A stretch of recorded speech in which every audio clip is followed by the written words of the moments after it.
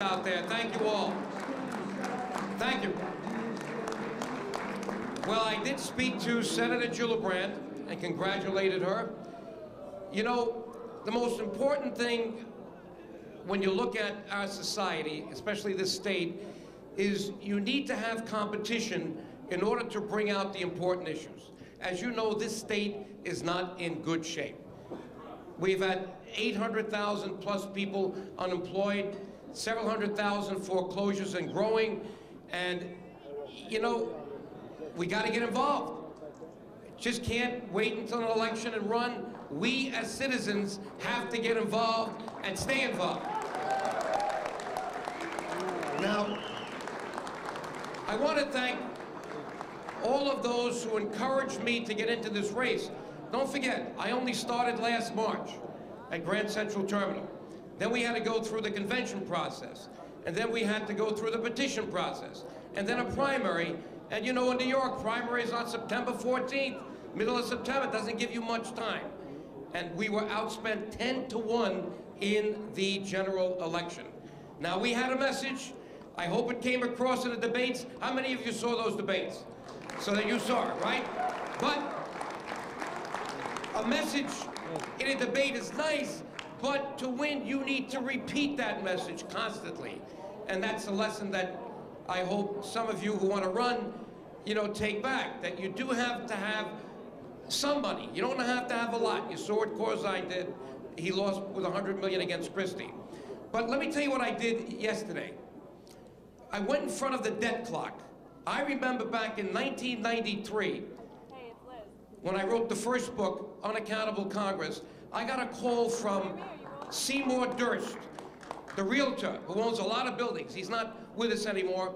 His children are there, and I'm going to be calling them in the next few days. Why? Because when he saw that book, he said, Joe, you know, you're right. We've got this credit card mentality. You're a certified public accountant. You spelled it out in this book.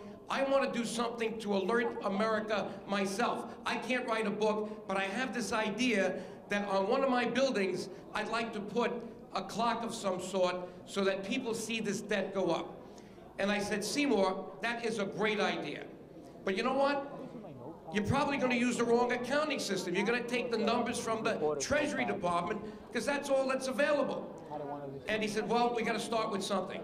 Well, I went there yesterday, and sure enough, that number is approaching $14 trillion. Now, that sounds like a lot, but that's the least of it. That's the bonded debt.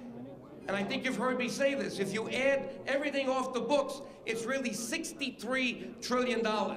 That's the iceberg we're headed for in 10 years that we got to avoid. If we don't, China will be the #1 economic power. You don't want that, right? No. So we have to do something about it. I thought as a senator, I'd have a bigger bully pulpit to do it, but guess what? I'm going to continue to do it as a citizen. I'm not going to stop. All right? And another thing I'm going to dedicate myself to is what Obama should have done when he was elected. When he had political capital, he should have had a massive infrastructure project to put people to work right away. And that would create a lot of economic fluidity. So now I'm going to become much more active to make sure that Tappan Zee Bridge is built soon and done the right way. And that tunnel from Jersey has to go through. And I will do something as a citizen with my foundation, Truth in Government. But let me at least say to my family, you know, they've been with me now. I remember when I said to my sister and brother, my parents were alive then, I'd like to do something important with my life. So in 1984, I announced for Congress. Everybody says you're crazy. You're an accountant. You're not involved with the party. And we did it. But thank you, Angel and Dick, for being with me back then. My wife, Shirley, my son, John. Carrie is not here. She's on the West Coast. And my whole family, thank you for sticking with me. Not easy to run a major campaign when your name is in the paper and the family's calling you. Why did they say that about you? I said, this is the way it is. This is politics. But let's think about this state. This is the Empire State, but it's not quite there. It has been sinking. We all have to worry about the future of this state, and hopefully, I would at least wanted to see one of the senators a Republican. I mean, let's face it, you need checks and balances, right? We don't have that in the state right now. Let's hope that we get the state Senate to be Republican, because then we'll start having that, right? And I think that's going to happen tonight. And then I understand the House of Representatives is going to be Republican, but let's hope it's Republican by a very big margin so we can get something done. Now, it doesn't look like we're going to take back the Senate, but at least we're going to have a number of seats, whether it's 6 or 7 or 8, and that's going to be important. So, listen, there's hope, but you have to be the watchdogs.